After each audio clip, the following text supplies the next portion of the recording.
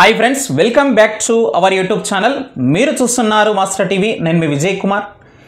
ఎవరైతే D.Ed B.Ed పూర్తి చేసుకొని డిఎస్సి కోసం టీచర్ జాబ్ లక్ష్యంగా పెట్టుకొని చదువుతున్నటువంటి అభ్యర్థులు ఎవరైతే ఉన్నారో వాళ్ళకి ఈ వీడియో చాలా వెరీ ఇంపార్టెంట్ అని చెప్తున్నాను. ఎక్కడ స్కిప్ చేయకండి, చాలా యూస్ఫుల్ వీడియో ఇది. సో ప్రతి ఒక్కరూ నచ్చితే లైక్ చేయండి, లేకపోతే కనుక ఈ వీడియోని మీ ఫ్రెండ్స్ అందరికీ కూడా షేర్ చేసేటటువంటి ప్రయత్నం అయితే చేయండి. ఇక చూసినట్లయితే మనకు టెట్ ప్రాథమిక కీ రావడం జరిగింది. రేపు మాపో మనకు 5వ తారీఖున ఫలితాలు వస్తాయి. సో మనకు కీ చూసుకున్న తర్వాత సో మనకు ఫైనల్ కీకి దీనికి ఒక 2-3 మార్కుల డిఫరెన్స్ అయితే ఉంటుంది, అంతకన్నా పెద్దగా అయితే ఉండదు. అయితే చాలామంది అభ్యర్థులు ఇప్పుడు ఆలోచిస్తున్నటువంటి అంశం ఏంటంటే కనుక మనకు టెట్లో చూసామండి. సో నార్మలైజేషన్ లేదు కాబట్టి ఒక సెషన్లో హార్డ్గా రావడం జరిగింది పేపర్, మరో సెషన్లో ఈజీగా వచ్చింది, ఇంకో సెషన్లో మోడరేట్గా వచ్చింది. సో ఈ వీళ్ళందరూ కూడా మరి అభ్యర్థులందరూ కూడా ఆలోచిస్తున్నటువంటి అంశం ఏంటంటే 70, 80, 90 ఇలాంటి మార్కులతోనే మరి మనమైతే క్వాలిఫై కావడం జరిగింది. అంటే మినిమం మార్కులు మాత్రమే మనం సాధించడం జరిగింది. ఈ మార్కులతోని మరి డిఎస్సి కొట్టొచ్చా, డిఎస్సికి మనం ప్రిపేర్ కావచ్చా అనేటటువంటి అంశం అయితే చాలామంది అభ్యర్థులు అయితే ఆలోచిస్తూ ఉన్నారు. చూడండి మిత్రులారా, మరి క్వాలిఫై అయిన తర్వాత మరి డిఎస్సికి ప్రిపేర్ కాకపోతే ఎస్ఐ కానిస్టేబుల్కి ప్రిపేర్ అవుతావాను నేను అడుగుతున్నా. కాబట్టి ఇక్కడ మీరు ఒకటి గమనించండి, మిమ్మల్ని మీరు తక్కువ అంచనా వేసుకోకండి. 80 మార్కులు టెట్లో ఉన్నటువంటి వాళ్ళు కూడా గతంలో డిఎస్సిల చరిత్ర చూస్తే గనక ఎంతోమంది విజేతలు అయినటువంటి మరి ఆ సందర్భాలు అయితే ఉన్నాయి. అవన్నీ కూడా మన యొక్క టెలిగ్రామ్ గ్రూప్లో, వాట్సాప్ గ్రూప్లో మీకు ఖచ్చితంగా షేర్ చేసే ప్రయత్నం అయితే చేస్తాను, వాళ్ళ యొక్క డీటెయిల్స్ కూడా. అయితే మరి చాలామంది మరి డిఎస్సి ప్రిపరేషన్ని మరి ఇంకా కూడా సీరియస్గా స్టార్ట్ చేయలేదండి. అంటే మేబీ మరి కొంత లేట్ అవుతుంది డిఎస్సి అని చెప్పేసి మరి మీరు ఆలోచిస్తున్నారా అంటే గనక మేబీ ఉండొచ్చు. కానీ ఆ యొక్క సమయాన్ని గనక నువ్వు సద్వినియోగం చేసుకుంటే గనక డెఫినెట్లీ నువ్వు సక్సెస్ అవుతావు. ఊటినా ఒకవేళ ఫిబ్రవరిలోనే నోటిఫికేషన్ వస్తే మేబీ నువ్వు సాధించలేకపోవచ్చునేమో. సో నీకోసమే ఈ యొక్క నెల రోజుల గ్యాప్ వచ్చిందని చెప్పేసి ఆలోచించవచ్చు కదా. కాబట్టి ఆ విధంగా మరి అభ్యర్థులు అయితే ఆలోచించే ప్రయత్నం అయితే చేయండి.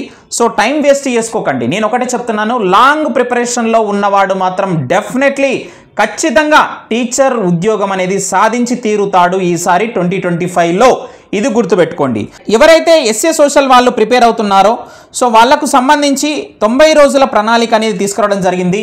సో రోజువారీ పరీక్షలు మనకు యాప్లో అందించడం జరుగుతుంది. సో దీంట్లో చాప్టర్ వైజ్గా మరి పరీక్షలు అయితే ఉంటాయన్నమాట. సో కేవలం 249K మరి ఈ యొక్క టెస్ట్ సిరీస్ అనేది అందిస్తున్నాము. రేపు రిపబ్లిక్ డే సందర్భంగా ప్రత్యేకమైనటువంటి కూపన్ కూడా ఇవ్వబోతున్నాము.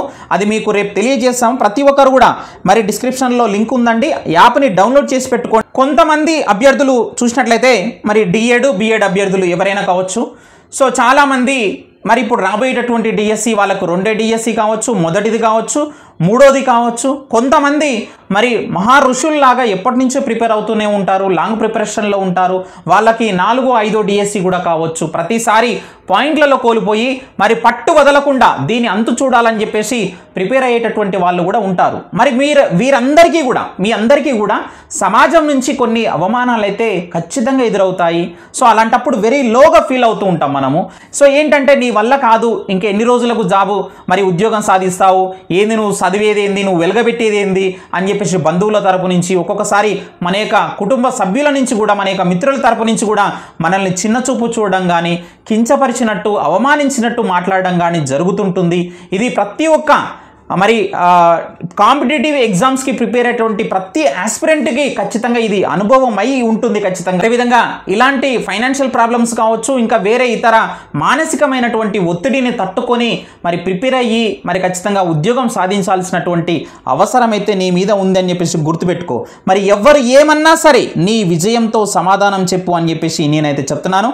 మరి ఇక చూసినట్లయితే చాలామంది అడుగుతున్నారు, టెట్లో 80, 90 మార్కుల మధ్య ఉంటే గనక మరి ఆ స్కోర్ ఉంటే కనుక డిఎస్సి కొట్టగలమా సార్ అని చెప్పేసి చాలామంది అడుగుతున్నారు. సో మీకు ఇక్కడ చిన్న ఎగ్జాంపుల్ అయితే చూపిస్తానండి. సో మనకు నల్గొండ జిల్లాకు సంబంధించి మొన్న డిఎస్సికి సంబంధించినటువంటి జిఆర్ఎల్ లిస్ట్ అనేది మేము ముందు ఉంచుతున్నాను. సో ఇక్కడ ఇద్దరు అభ్యర్థుల యొక్క మార్కులను మనం ఇక్కడ చూసేటటువంటి ప్రయత్నం అయితే చేద్దాం. ఇక్కడ చూడండి, మనకు మొదటి అభ్యర్థి టెట్ స్కోర్ వచ్చేసి మనకు 15.20 ఉందండి. సో మంచి స్కోరు ఉంది.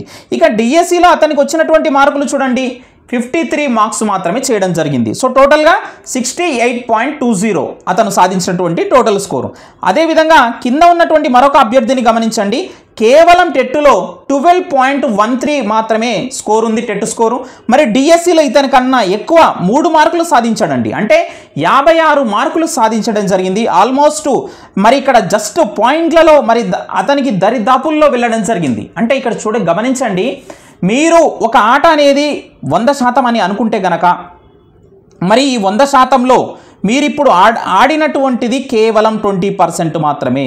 మిగిలిన 80% అలాగే మరి మిగిలి ఉంది, ఇంకా ఆడాల్సి ఉంది. నీ సత్తా ఏంటో అక్కడ చూపించాల్సినటువంటి అవసరం ఉంది కదా. మరి ఇక్కడ టెట్టులోనే అయిపోయింది నా పని, ఇంకా నేనేం సాధించలేకపోయినా, ఇక్కడ 100 మార్కులు కూడా కొట్టలేకపోయినా, ఇంకా గ్రామీణ మనము సివిల్స్ అంటాం డిఎస్సిని, మరి గ్రామీణ సివిల్స్ అయినటువంటి డిఎస్సిని నేనేం సాధిస్తాను, నా వల్ల ఏమవుతుందిలే అని చెప్పేసి నిన్ను నువ్వు తక్కువ అంచనా వేసుకోకు. నీకన్నా తోపు ఎవరు లేరు ఇక్కడ. ఒకటి గమనించేటటువంటి ప్రయత్నం అయితే చెయ్యి. నువ్వు అనుకుంటే గనక డిఎస్సిలో వాళ్ళకన్నా ఒక 5-6 బిట్లు ఎక్కువ పెట్టినావంటే గనక వాళ్ళకన్నా నువ్వే ముందంజలో ఉంటావు. ఖచ్చితంగా నీకే ఉద్యోగం వచ్చేటటువంటి అవకాశం అయితే ఉంది. గమనించండి. మరి ప్రిపరేషన్లో మరి దృష్టి పెట్టాల్సినటువంటి అంశాలు ఏమున్నాయి సార్, ఏమైనా ముఖ్యమైనటువంటి పాయింట్స్ చెప్తారంటే గనక ఖచ్చితంగా చెప్తానండి. అందుకోసం ఈ వీడియో చేస్తున్నాను. మరి ఇక చూసినట్లయితే మిత్రమా, ఇక్కడ సిలబస్ అంశాలపైన పట్టు సాధించడం. ఎట్లా పట్టు సాధించాలి సార్ అంటే గనక చూడండి, చాలామంది చేసేటటువంటి మిస్టేక్స్ ఏంటంటే గనక చాలామంది ఏం చేస్తారంటే గనక మనకు సిలబస్లో ఉన్నటువంటి అంశాలు ముఖ్యంగా పేపర్ 1 కావచ్చు, పేపర్ 2 కావచ్చు, ఏదైనా కావచ్చు, జీకే అండ్ కరెంట్ అఫైర్స్ ఉంటాయి, పర్స్పెక్టివ్ ఇన్ ఎడ్యుకేషన్ ఉంటుంది, అదేవిధంగా కంటెంట్, మెథడాలజీ, ఈ విధంగా ఏవైతే ఉంటాయో మరి అవన్నీ కూడా మరి చదవకుండా కొంతమంది ఏం చేస్తారంటే కనుక సో మరి ఒకే దాన్ని పట్టుకొని మరి కూర్చుంటారు. అది మీకు ఫెయిల్యూర్కి దారి తీస్తుంది మిత్రమా. మరి ఏం చేయాలి సార్ అంటే కనుక సమగ్రమైనటువంటి అభ్యసనం చెయ్యాలి. కాంప్రహెన్సివ్ లెర్నింగ్ అని చెప్తున్నాను. ఎలా సార్ అంటే కనుక ఓన్లీ కంటెంట్ మాత్రమే, ఇంకా నేను కంటెంట్ రాజాని, కంటెంట్ కింగుని, కంటెంట్ క్వీను, కంటెంట్ రాణిని అని చెప్పేసి చాలామంది కంటెంట్ మాత్రమే పట్టుకొని కూర్చుంటాడు. సో మిగతా అవన్నీ కూడా నెగ్లెక్ట్ చేస్తాడు, అవన్నీ చదవడం పక్కన పెడతాడు. సో తీరా చూసినట్లయితే మరి డిఎస్సిలో అతనికి మంచి స్కోర్ రాదండి. సో ఎప్పుడైనా సరే ఉన్నటువంటి అంశాలు ఏవైతే ఉన్నాయో సిలబస్లో ప్రతి ఒక్క దానికి సమానమైనటువంటి ప్రిఫరెన్స్ అనేది మీరు ఇవ్వాలి. పిఐకి ఇవ్వాలి, జీకే అండ్ కరెంట్ అఫైర్స్కి ఇవ్వాలి, కంటెంట్కి ఇవ్వాలి, మెథడాలజీకి ఇవ్వాలి.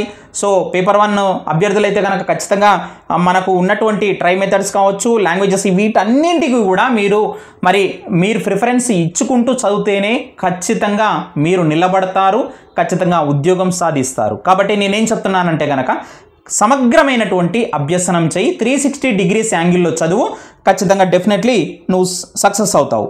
నెక్స్ట్ అంశం ఏంటంటే కనుక ఇది చాలా వెరీ వెరీ ఇంపార్టెంట్. గమనించండి, ప్రతి వాక్యాన్ని కూడా నువ్వు చదివేటప్పుడు టెక్స్ట్ బుక్ చదివినా సరే, ఏది చదివినా సరే, ప్రతి వాక్యాన్ని కూడా నువ్వు ప్రశ్నలో పెట్టి చదువుకో. డెఫినెట్లీ నీకు బిట్ ఎక్కడ పోదు. ఆ యొక్క ఎగ్జామినర్ మనకు ఎట్లా అప్లికేషన్ మెథడ్లో ఇచ్చినా సరే, మనకు అవగాహన మెథడ్లో ఇచ్చినా సరే, అనువర్తన మెథడ్లో ఇచ్చినా సరే, ఏ విధంగా ఇచ్చినా సరే డెఫినెట్లీ నువ్వు ఆన్సర్ చేయగలుగుతావు. చదివేటప్పుడే ప్రతి వాక్యాన్ని కూడా నువ్వు ప్రశ్నలో పెట్టి చదువు, ప్రతి లైన్ టు లైన్ చదువు, ప్రతి పేజీ టు పేజీ చదువు, ఎక్కడ మిస్ చేయకుండా, ఏది వదలకుండా చదివేటటువంటి ప్రయత్నం అయితే చెయ్యి. Okay right. ఇక చూసినట్లయితే ఇక నెక్స్ట్ ముఖ్యమైనటువంటి అంశం ఏంటంటే కనుక గ్రూప్ డిస్కషన్ అనేది చేయమని చెప్తున్నాను. సో సేమ్ సబ్జెక్టు మరి చదివేటటువంటి అభ్యర్థులు ఎవరైతే ఉంటారో 3-4 ఫ్రెండ్స్ కలిసి ఒకే దగ్గర కూర్చొని మరి గ్రూప్ డిస్కషన్ అనేది చేయండి.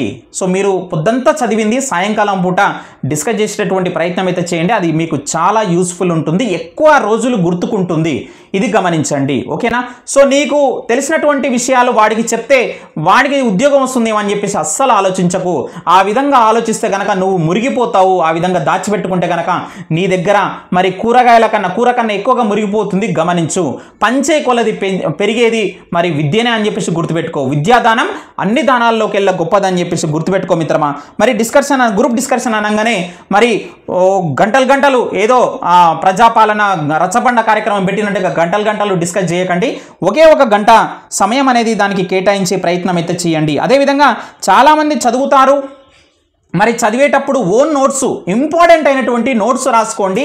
అది మీకు చాలా యూస్ఫుల్ అవుతుంది. ఇంపార్టెంట్ అయినటువంటి పాయింట్స్ అనేవి మీరు సొంతంగా నోట్స్ రాసుకోండి. ఎగ్జామ్ ముందు టైంలో ఖచ్చితంగా అవి రివిజన్ చేయండి. వారానికి ఒకసారి మీరు రాసుకున్నటువంటి నోట్స్ని రివిజన్ చేసుకొని చదువుకోండి. ఎక్సలెంట్ అంటే ఎక్సలెంట్గా మీకు ఉపయోగపడుతుంది. మరి బిట్స్ ప్రాక్టీస్ చేయండి. చాలామంది బద్దకిస్తారు, ఏం బిట్స్ ప్రాక్టీస్ చేస్తాంలే అంటారు, కానీ ఖచ్చితంగా బిట్స్ అనేవి ప్రాక్టీస్ చేయాలి. అప్పుడే మీరు ఎక్కడ తప్పిదాలు చేస్తున్నారు ఏంటి అనేది మీకు తెలుస్తుంది. కాబట్టి బిట్స్ ప్రాక్టీస్ చేయండి. అదేవిధంగా మరి ఇంత లాంగ్ ప్రిపరేషన్లో మరి ఇవన్నీ సవాళ్ళను ఎదుర్కొని మనకు వచ్చేటటువంటి అన్ని సమస్యలను ఎదుర్కొని మరి ఎంతో ఏకాగ్రతగా ఎంతో పట్టుదలగా మరి నువ్వు ముందుకు నీ ప్రిపరేషన్ కొనసాగించాలి జాబ్ వచ్చేంత వరకు అంటే కనుక నీకు ఆత్మవిశ్వాసం అనేది ఖచ్చితంగా ఉండాలి. నీకు నువ్వే ఖచ్చితంగా ఆత్మవిశ్వాసం అనేది సాధించుకోగలగాలి. నీకున్నటువంటి మరి కష్టాలు కావచ్చు, నష్టాలు కావచ్చు, నీకున్నటువంటి అవమానాలు కావచ్చు, ఇవన్నీ ఒక్కసారి గుర్తు చేసుకుంటే కనుక ఆత్మవిశ్వాసం నీలో ఆటోమేటిక్గా బిల్డ్ అవుతుంది. ఎక్కడి నుంచో నువ్వు తీసుకోవాల్సినటువంటి అవసరమైతే లేదు మిత్రమా. ఖచ్చితంగా ఇది నువ్వు ఎగ్జామ్ రాసేంత వరకు కూడా ఎవ్రీ డే అనేది ఎవ్రీ మినిట్ అనేది నీతో పాటు ఉండాలి. కొన్నిసార్లు మనం వెరీ లో అవుతుంటాం, ప్రిపరేషన్ మరి చేయబుద్ధి కాదు, చదవబుద్ధి కాదు, ఇంకెందుకులే ఇదంతా నాకు వద్దు అనిపిస్తుంది. అలాంటి టైంలోనే ఖచ్చితంగా నువ్వు చాలా మెచ్యూర్డ్గా ఆలోచించాలి, సమయాన్ని వృధా చేసుకోవద్దు అనేటటువంటిది ఇక్కడ గమనించండి. మరి గత ప్రశ్నపత్రాలు ఖచ్చితంగా ప్రాక్టీస్ చేయండి. అయితే